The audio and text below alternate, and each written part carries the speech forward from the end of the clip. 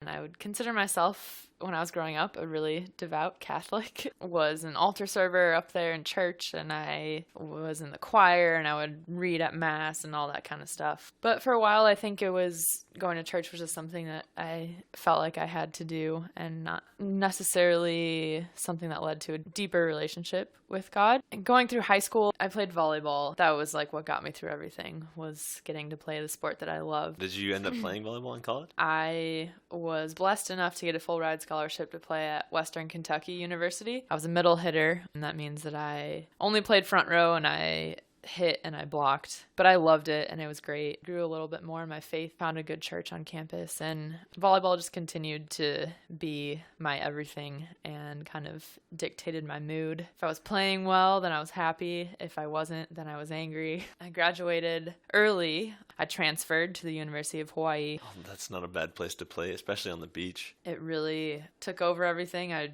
played volleyball every single day and was just determined to get where I wanted to go. At Western, you guys did something called FCA, and then you found one that was, for those that don't know, that's Fellowship of Christian Athletes. Yeah.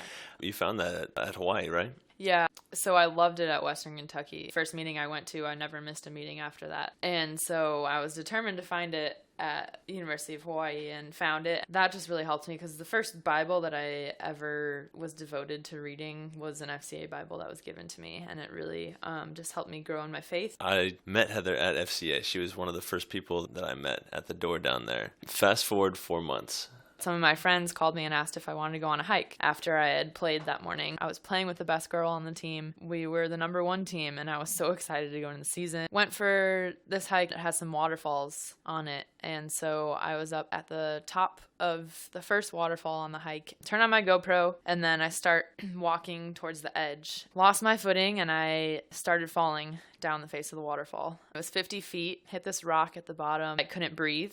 I found out later in the hospital that I had broken 10 ribs all on my left side. My left lung had collapsed, and I fractured my scapula, which is my shoulder blade, on the left side. I had to lay there for about 40 minutes waiting for the helicopter to come get me, so that was a pretty frightening time. One of your friends actually knew the helicopter, or at least a helivac pilot, and was able to give the exact location. What other instances and occurrences around that showed you that God had your best interest in mind? To me, it's just crazy, some of the things that happened, and I feel like there's absolutely no way that you can say that God wasn't involved in this accident. Because as you said, one of the things, there was just a random hiker on the hike who was best friends with the air evacuation crew, and that guy texted them our exact location so they could get there quicker. And then I was on the hike with just a group of friends. Really only my friend Austin was the only one that I knew, and the other 4 people I'd just met that day. They weren't really churchgoers, but good friends, good people. And I was laying there waiting for the helicopter to come get me, and all of a sudden I just see this big group of my friends from church. But I'm like, really? Where'd they come from? And so they just so happened to be on the hike on the same day at the exact same time. This is Hawaii. There's a million other hikes you can go on, but they just happened to choose that one. I'm like, God sent them there to pray for me, and they saw me and they're like, is that Heather? And they just instantly started praying for me, and it was exactly what I needed at that point. One other thing that happened, one of the people that was with us on the hike, he had to go back early, so he left us, and he told me this later in the hospital that he was on his way back, and once again, not a church goer, really hadn't gone to church in a while, and just felt like he needed to stop and pray for us, even though he had no idea why. Just had this feeling that he needed to pray. And so he just prayed for us in the middle of the jungle, even though he didn't know why, and kept going on his way, and then found out later what had happened. And I'm like, that's incredible. There's no way you can explain that except that it was God's hand all over it. I was in the hospital for almost 2 weeks and ended up having to have surgery. It was hard thinking about the long way that I had to go to try to get back to playing volleyball